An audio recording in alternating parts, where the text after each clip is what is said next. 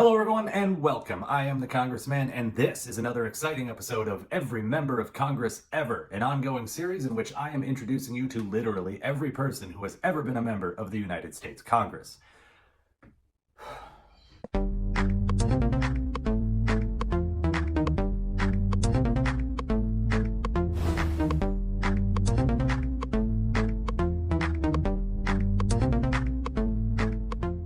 March 4th, 1789, Federal Hall, New York City, the very first day of the very first Congress. But first, a brief background. So the United States Congress is set up as a bicameral legislature, meaning two chambers. And the reason for this is to balance out how the states would be represented. Originally, the smaller states wanted equal representation so that they wouldn't be overpowered by the larger states. The larger states wanted population-based representation so that they wouldn't be subject to the decisions of the smaller states. Or to put it another way, so that they could overpower the smaller states. Also, the founders, for a variety of reasons, didn't really trust the people to be completely in charge. See also the Electoral College. These competing interests at the Constitutional Convention in 1787 led to the Connecticut Compromise, which resulted in the bicameral Congress that we know and love today. The Senate would be the equal representation chamber. Two senators from each state elected by their state legislatures to serve 6-year terms. The House of Representatives would be the population-based chamber. Each state would get one representative for every 30,000 people, and they would be directly elected by the people. Also, their terms would only be 2 years, thus requiring them to get fresh approval from the voters before each new Congress. So, March 4th, 1789, Federal Hall, New York City, the very first day of the very first Congress. And if you already watched the Senate episode, which you should have, then you already know what I'm about to say. No quorum! Yes, just like the Senate, the House didn't have enough people yet to make a quorum, meaning a majority of members present, and without a quorum, they couldn't do anything. They just kept adjourning until the next day and waiting for more people to show up. It didn't help matters that there was no federal election day quite yet. States set their own election dates, which could range anywhere from August of the previous year to February of the current year. So if you were elected in, say, January or February, you still had a 2 or 3 month journey ahead of you, with travel being not great at that time. On top of that, one of New Hampshire's winners declined, and the special election to replace him wouldn't happen until June.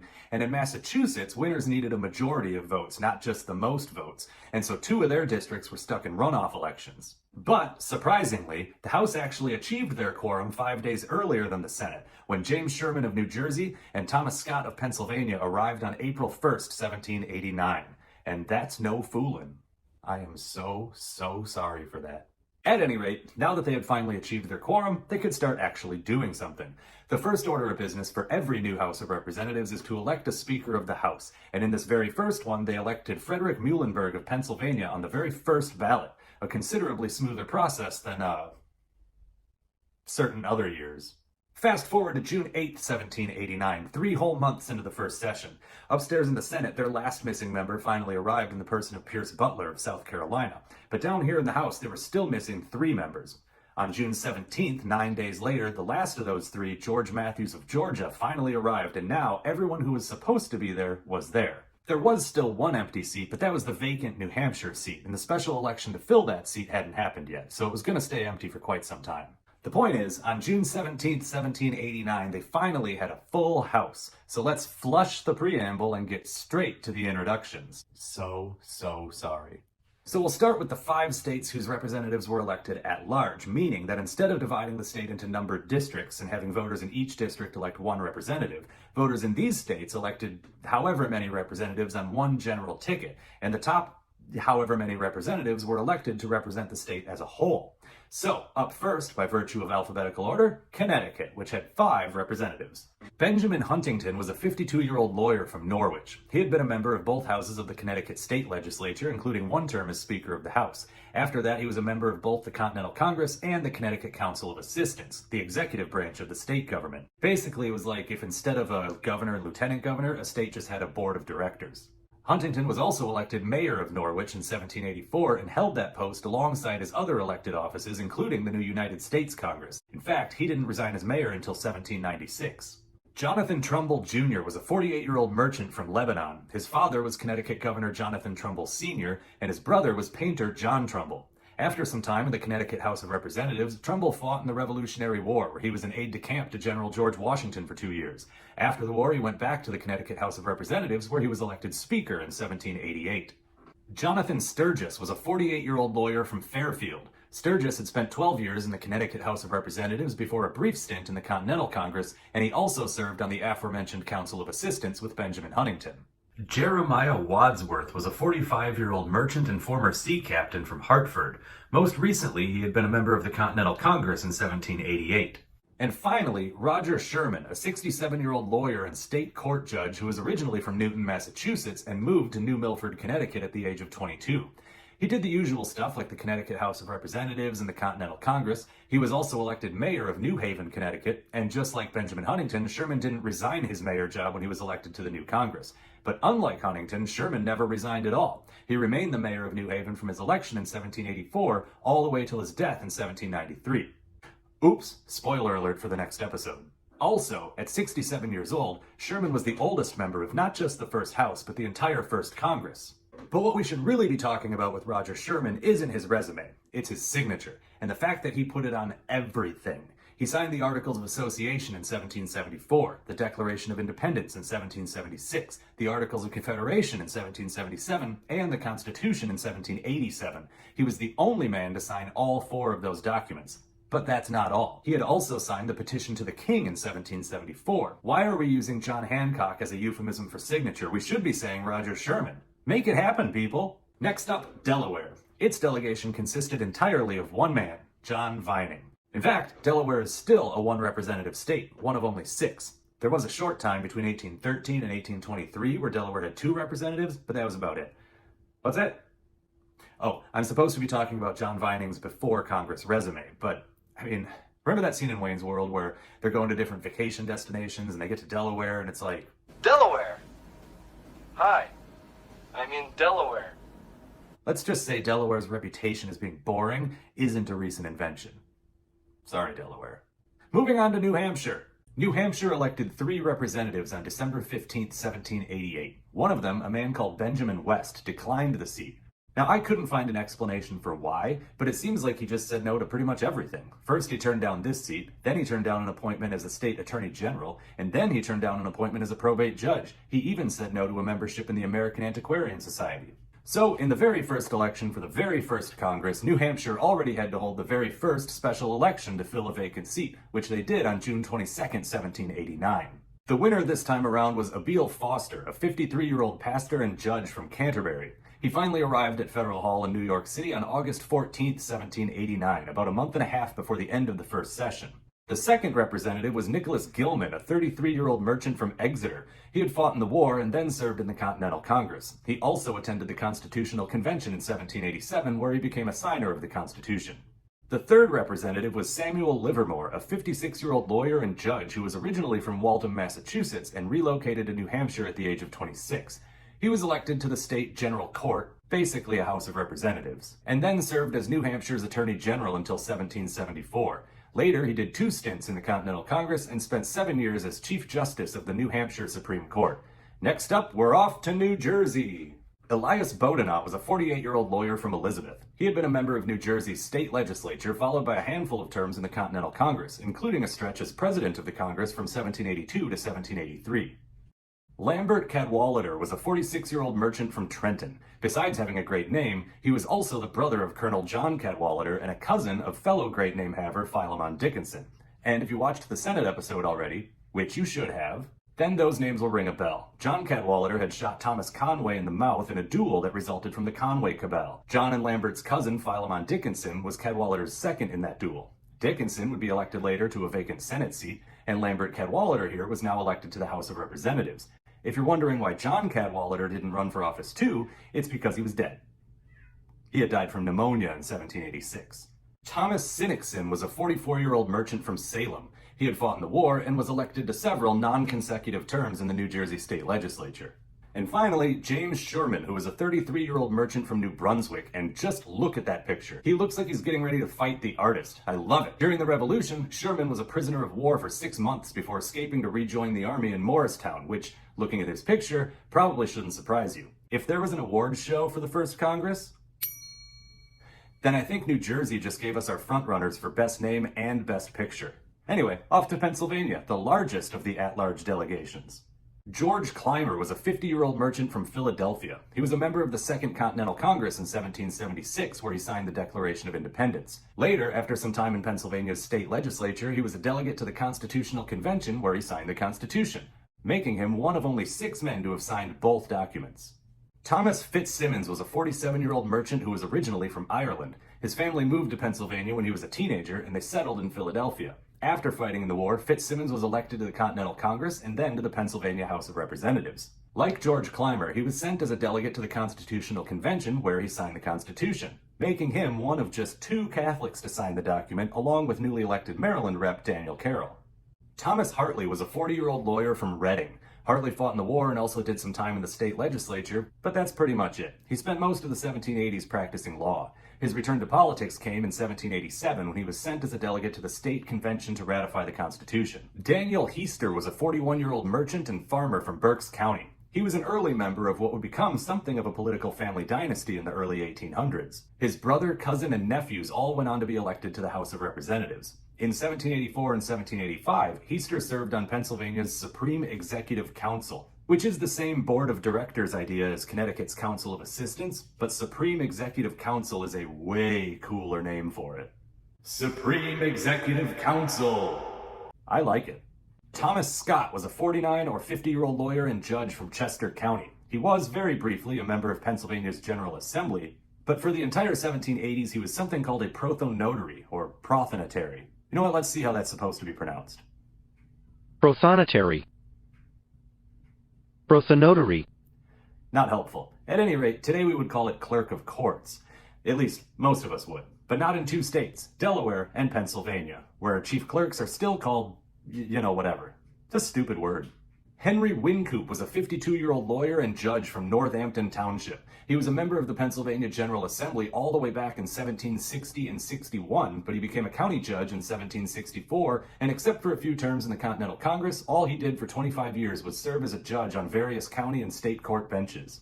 And finally, we have a pair of brothers, 42-year-old Peter Muhlenberg and 39-year-old Frederick Muhlenberg, both pastors from Trapp. Peter Muhlenberg actually moved away from Pennsylvania to work as a pastor in New Jersey before settling in Virginia, where he was even elected to Virginia's House of Burgesses. He fought in the war and finally returned to Pennsylvania after that. Later, he was a member of Pennsylvania's Supreme Executive Council for 4 years.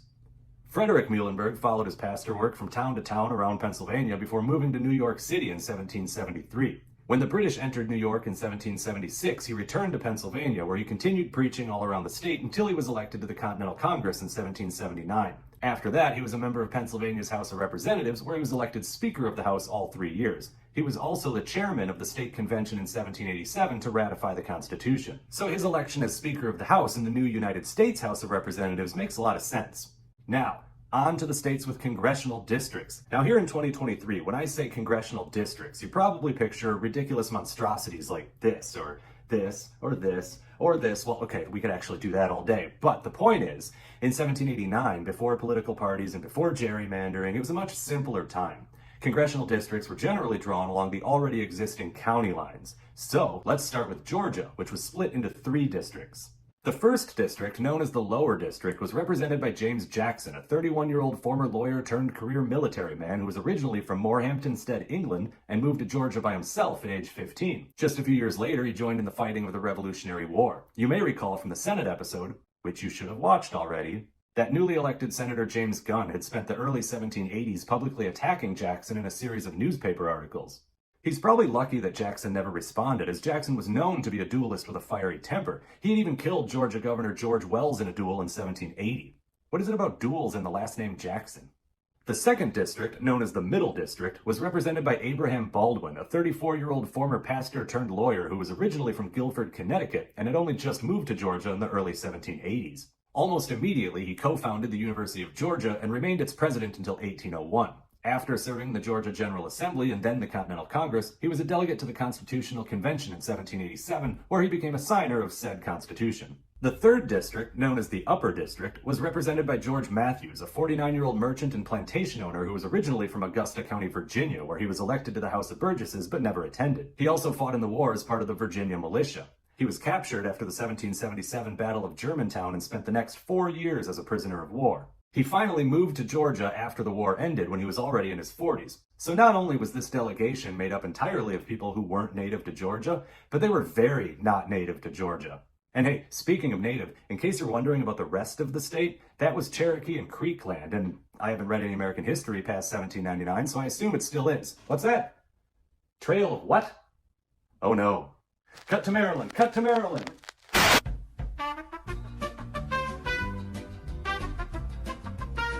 Of the 6 districted states, 2 of them, Maryland and Georgia, used a mixed at-large district system. Now here's how that worked. The state was divided into districts. Candidates ran for election from specific districts and had to be residents of said districts. But the voting for each district was statewide on one general ballot, which makes no sense to me. If you're going to have districts, why bother with a general ballot? If you're going to have a general ballot, why bother splitting into districts? Makes no sense. Fortunately, both states switched to a standard district system before the 3rd Congress. The Maryland 1st was represented by Michael J. Stone, a 41 or 42-year-old plantation owner from Charles County. His career in public office before Congress was pretty brief, consisting of just one stint in the Maryland House of Delegates. Stone was also the brother of Thomas Stone, a signer of the Declaration of Independence, and John Stone, a governor of Maryland. Maryland's 2nd was represented by Joshua Saney, a 33-year-old lawyer from Churchill. Besides doing time in the Maryland House of Delegates and in the Continental Congress, Saney had been the High Sheriff of Queen Anne's County. He was also a brother-in-law of newly elected Senator William Few of Georgia. Maryland's 3rd was represented by Benjamin Conti, a 33 or 34-year-old pastor and Army captain from Prince George's County. He had been a member of the Maryland House of Delegates and the Continental Congress. Maryland's 4th was represented by William Smith, a 60-year-old merchant who was originally from Donegal Township, Pennsylvania, and moved to Baltimore at the age of 33. He had served on the Committees of Correspondence and Observation during the early days of the war, and also served one term in the Continental Congress. Maryland's 5th was represented by George Gale, a 32-year-old state court judge from Somerset County. He did one term in the Maryland House of Delegates, followed by 6 years in the Maryland State Senate. And finally, Maryland's 6th was represented by Daniel Carroll, a 58-year-old plantation owner from Prince George's County. Carroll was a longtime member of the Maryland State Senate and had also been a member of the Continental Congress. He was a delegate to the Constitutional Convention and was a signer of both the Constitution and the Articles of Confederation back in 1777. He was also a cousin of Charles Carroll, the newly elected senator from Maryland. Up next, Massachusetts, which had 8 districts. And, 1, 2, 3, 4... Where is that 6th district? I know it was around here somewhere. Ah! That's right. Up until 1820, Maine was actually a part of Massachusetts, and it was their 6th congressional district. The 1st district was represented by Fisher Ames, a 30-year-old school teacher turned lawyer from Dedham. He had been a member of the Massachusetts State House of Representatives in 1788, and also a delegate to the state convention to ratify the Constitution. The 2nd district was represented by Benjamin Goodhue, a 40-year-old merchant from Salem. He had been a member of both the Massachusetts House of Representatives and the Massachusetts State Senate. The 3rd district was represented by Elbridge Gerry, a 44-year-old merchant from Marblehead. Although he had been a member of the Massachusetts House of Representatives and the Continental Congress, and something called the Great and General Court of the Province of Massachusetts, most of his national political career was still ahead of him at this point. He would also go on to become the inspiration for the term gerrymandering, which is super relevant to this series, but I'll get into it later when it starts to become a thing. Gerry was one of just 3 men who attended the entire Constitutional Convention but refused to sign the final document. The 4th district was represented by Theodore Sedgwick, a 43-year-old lawyer who was originally from West Hartford, Connecticut, but moved to Massachusetts to study law in Great Barrington, where he eventually set up his law practice. He fought in the war, did one term in the Continental Congress, and then spent 9 years in the Massachusetts State House of Representatives, where he was elected Speaker in 1788 and 1789. The 5th district was represented by George Partridge, a 49-year-old former school teacher from Duxbury. He had served in the Massachusetts Provincial Legislature, the State House of Representatives, and in the Continental Congress. The massive 6th district was represented by George Thatcher, a 34-year-old lawyer from Yarmouth. He had been a member of the Continental Congress in 1788 and 1789, and that was pretty much it. He spent his before Congress time practicing law. The 7th district was represented by George Leonard. Really? 3 Georges in a row? Okay. Leonard was a 59-year-old lawyer from Norton. He had been a member of the Massachusetts Provincial Assembly in the 1760s and then served on the Massachusetts Executive Council in the 1770s. That's a pretty good name. Not as good as Supreme Executive Council, but pretty good. Certainly better than Council of Assistants. The 8th and final district was represented by Jonathan Grout, a 51-year-old lawyer from Lunenburg. Grout had fought in the war and had been a member of both houses of the Massachusetts State Legislature. Off we go to New York. The 1st District was represented by William Floyd, a 54-year-old farmer from Brookhaven. Floyd had fought in the war and was a member of the Continental Congress, where he was a signer of the Declaration of Independence. He went on to New York's State Senate and also served 1 year on New York's Council of Appointment, the Board of Directors, which, as far as names go, is near the bottom with Connecticut's Council of Assistants. Both of them inferior to Massachusetts's Executive Council, and all three of them far inferior to Pennsylvania's Supreme Executive Council. The 2nd District, the one with New York City in it, was represented by John Lawrence, a 38 or 39-year-old lawyer who was originally from Falmouth, England, and moved to New York City at the age of 17. He was a member of the state legislature, then the Continental Congress, then the state legislature again, but what I really want to point out is his time as Judge Advocate General, the legal arm of the United States Army. First off, I never knew what JAG stood for in those old TV show promos, so that's neat to finally learn after all these years. The more you know. But secondly, Lawrence's time in that position is interesting. He was one of the prosecutors in the court-martials of Charles Lee in 1778 and Benedict Arnold in 1779. And after Arnold's attempted treason in 1780, Lawrence presided over the trial of British spy John Andre, who was ultimately sentenced to death for his role in the conspiracy. The 3rd District was represented by Egbert Benson, a 42-year-old lawyer from New York City, and possibly a new frontrunner for the Best Name Award. Let me know in the comments who you think had the better name, Egbert Benson or Lambert Cadwallader. James Sherman still has the best picture, though. The 4th District was represented by John Hathorne, a 40-year-old surveyor turned schoolteacher turned full-time politician who was originally from Wilmington, Delaware. After fighting in the war, Hathorne moved to Warwick to enter politics, spending the next 12 years on the New York State Legislature and on New York's Council of Appointments. Seriously, that's such a stupid name. Can't I call them all Supreme Executive Council? No? I have to be accurate? God damn it. The 5th District was represented by Peter Sylvester, a 54 or 55-year-old lawyer and judge from Shelter Island. Sylvester was a longtime judge on Columbia County's Court of Common Pleas and had also been a member of New York's state legislature. He also mentored law students, one of whom was a young Martin Van Buren, a guy who didn't go on to do anything and who I bring up for no reason whatsoever. The 6th and final district was represented by Jeremiah Van Rensselaer, a 50-year-old surveyor and merchant from Watervliet. He had fought in the war and was a longtime member of New York's state legislature. He was also a brother-in-law of newly elected New York Senator Philip Schuyler. Now off we go to South Carolina. The 1st District, known as the Charleston District, was represented by William L. Smith, a 30-year-old lawyer from Charleston. He had spent almost the entire Revolutionary War studying in England and Switzerland before returning to South Carolina just in time for the end of the war. After his election, Smith became the first congressman to have his victory challenged. A man called David Ramsey, who had finished 3rd in the election, petitioned Congress to remove Smith based on the Constitution's residency requirement of 7 years.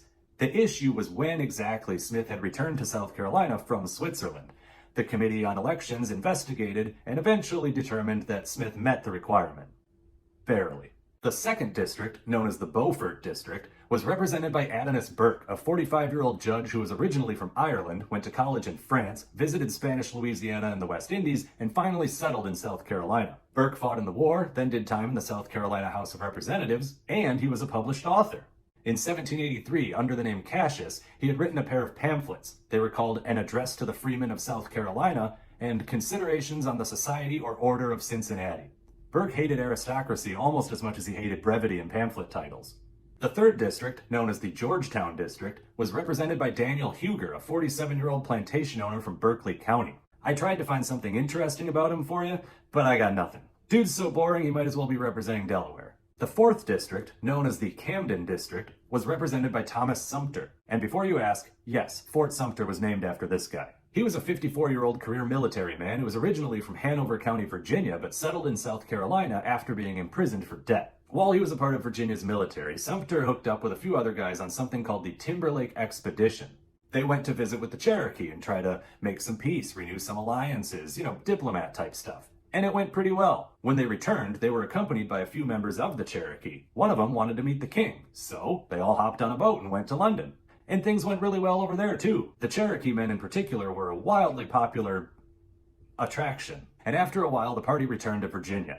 Well, it was about that time when Sumter realized that he had spent all of his money traveling to London and traveling all around Virginia. So he asked Virginia to reimburse him for travel expenses. Virginia was like, nah, we're not going to do that. And so Sumter ended up in debtor's prison. After finally getting out, Sumter, understandably, ditched Virginia and moved to South Carolina. He fought in the Revolutionary War, ran some businesses with his wife, and operated a plantation. His only political experience prior to Congress was a brief term in South Carolina's state senate. The 5th District, known for some reason as the 96th District, was represented by Thomas Tudor Tucker, or as I prefer to call him, Triple T. Triple T was a 43-year-old physician who was originally from Bermuda, went to college in Scotland, moved to Virginia, and finally settled in Charleston just in time for the Revolutionary War. In fact, during the war, Bermuda, which was still a British colony, had a very, very loyalist governor who refused to supply gunpowder to the Continental Army. Well, Triple T's father and brother still lived in Bermuda, and after a letter of encouragement from General Washington, they might have committed some light treason wherein they stole gunpowder from the government reserves and sent it to South Carolina. No one was ever prosecuted though, so we don't know for sure. It was definitely them.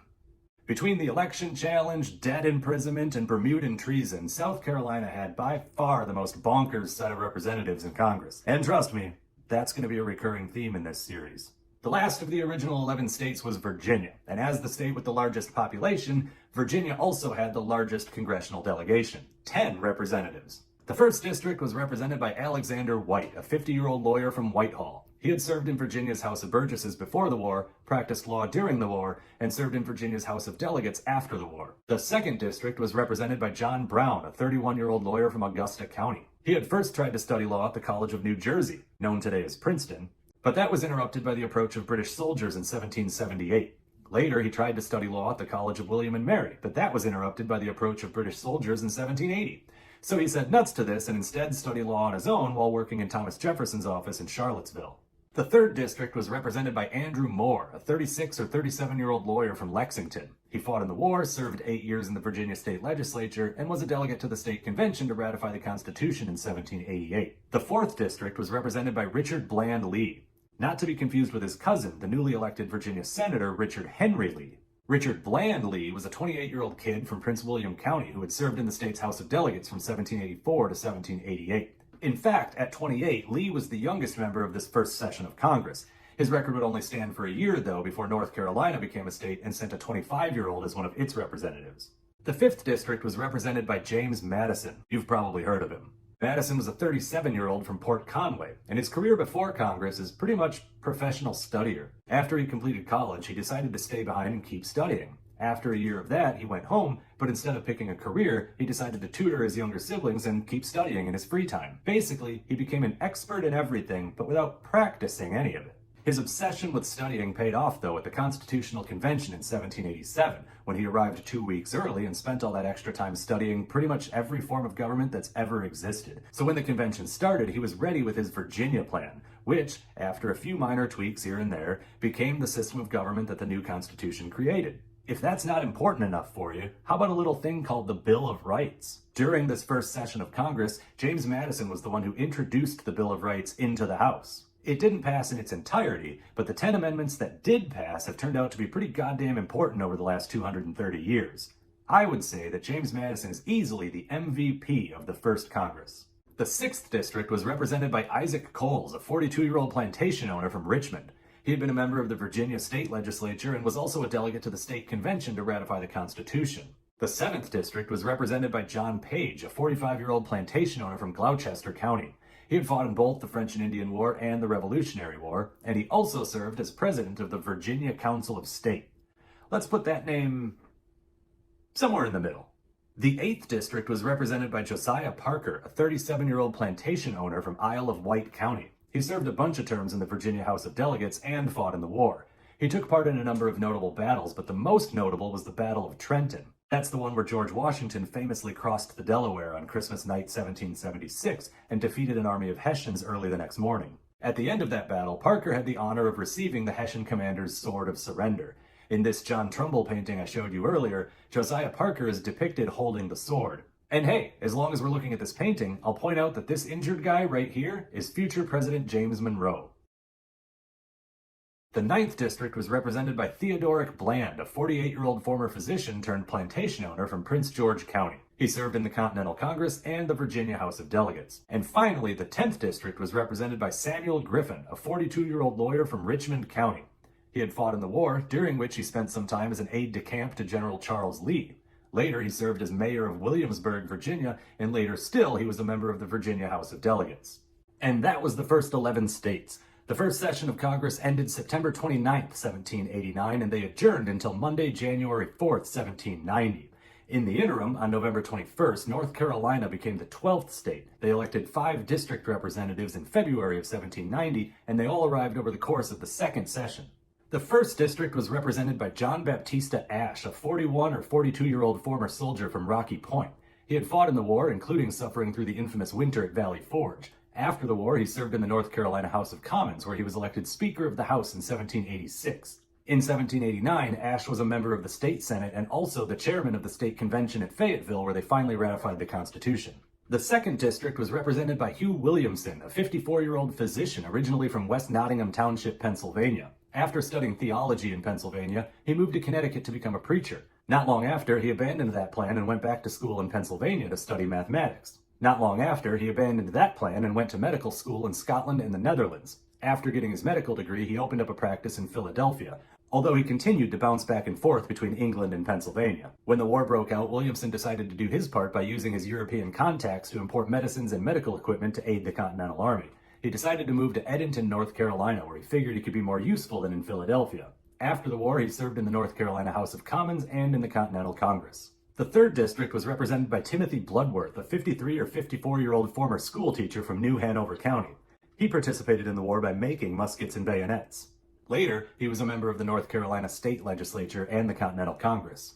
The 4th District was represented by John Steele, a 25-year-old kid from Salisbury. Seeing as how he just barely cleared the constitutionally mandated minimum age requirement of 25, you might think that his before Congress resume is non-existent.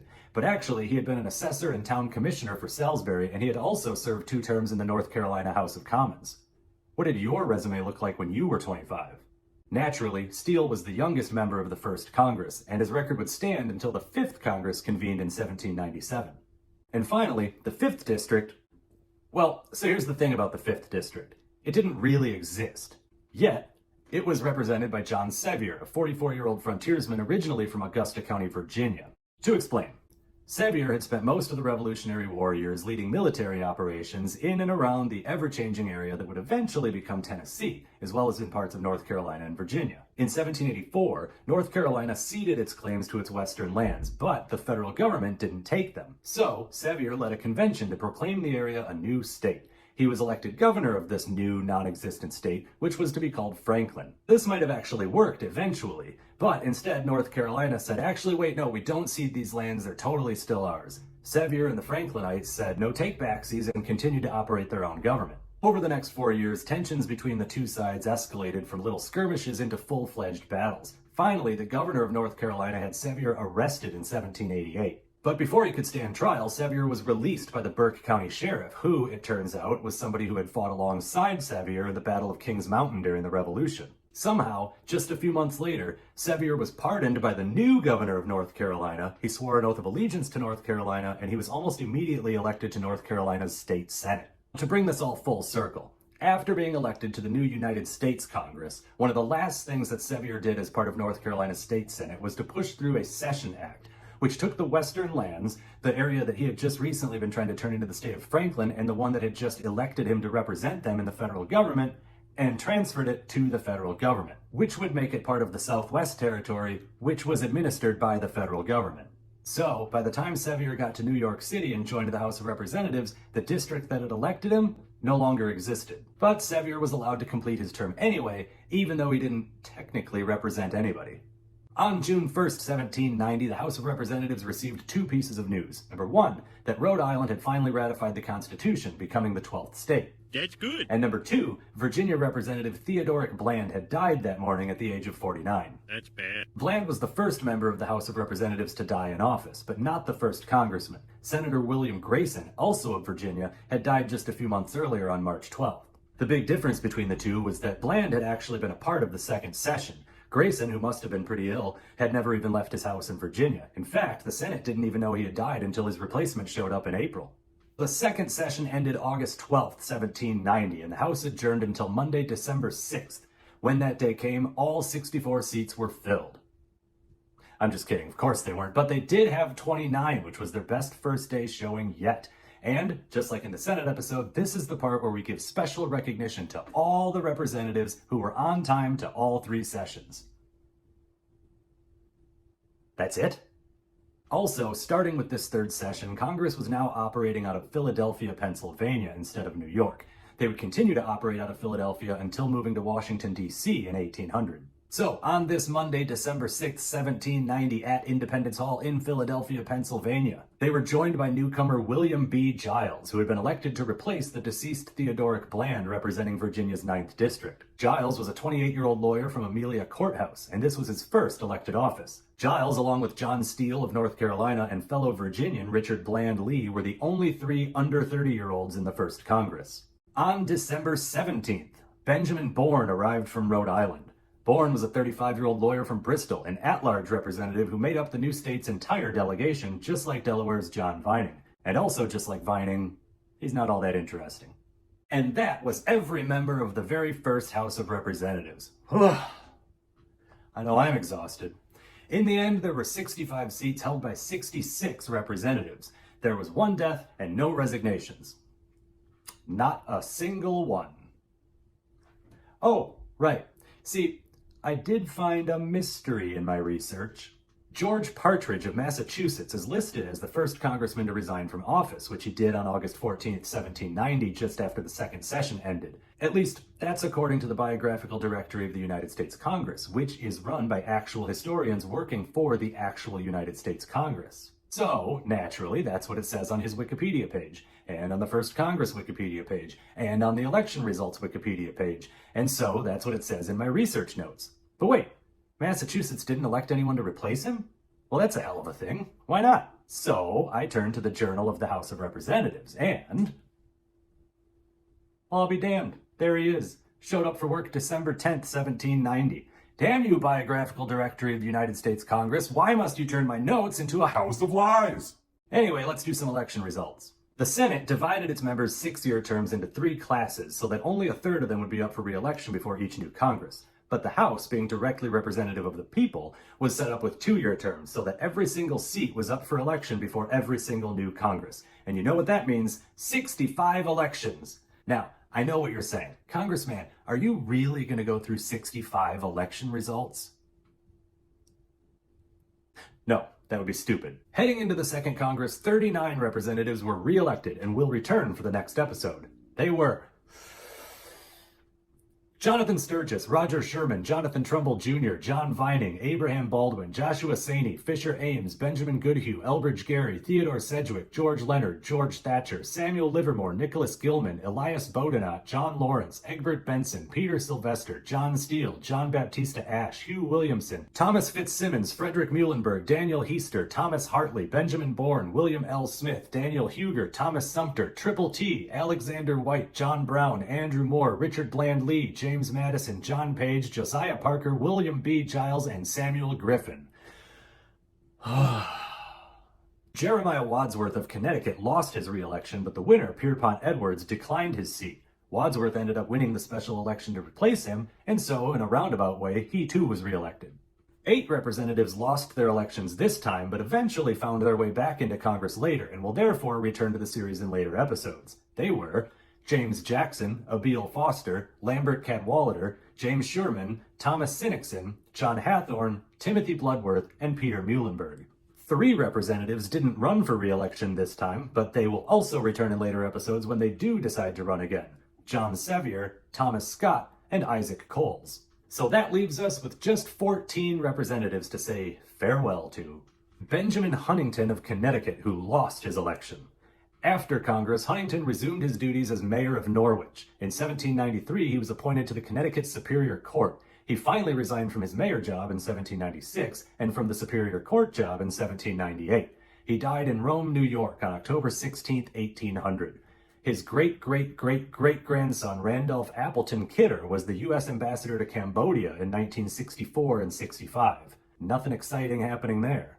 George Matthews of Georgia lost his election. After Congress, Matthews was elected to another term as governor of Georgia and held that office from 1793 to 1796. Later, in 1811, Matthews met with President James Madison about taking control of Spanish Florida. The short version goes like this. Matthews left the meeting with the impression that Madison wanted him to go to Florida, raise a rebel militia, provoke an insurrection, take control of the territory, and give it to the United States. Madison might have wanted that, at first. But by the time Matthews actually did it, Madison had his hands full with a little conflict called the War of 1812. Fearing that officially supporting Matthews' activities in Florida would provoke the Spanish into joining the war on the British side, he publicly disavowed Matthews. Matthews was pissed. Immediately, he set off for Washington, D.C., where, according to biographer Melvin Herndon, Matthews would be damned if I didn't blow them all up. Unfortunately for him, he got malaria en route. He died in Augusta, Georgia on August 30th, 1812. Michael J. Stone of Maryland lost re-election. Little is known about Stone's life after Congress. He retired to his home near La Plata, Maryland, where he ultimately died in 1812. Benjamin Conti of Maryland lost his re-election. After Congress, Conti and his brother Alexander became merchants overseas in London. This didn't go great. At one point, he was declared insolvent. He eventually returned to America and turned back to theology, finishing his studies in 1803. He became a pastor and eventually died November 30th, 1815 in Port Tobacco, Maryland. His nephew, Alexander Conti Hanson, went on to be both a representative and senator from Maryland. George Gale of Maryland lost re-election.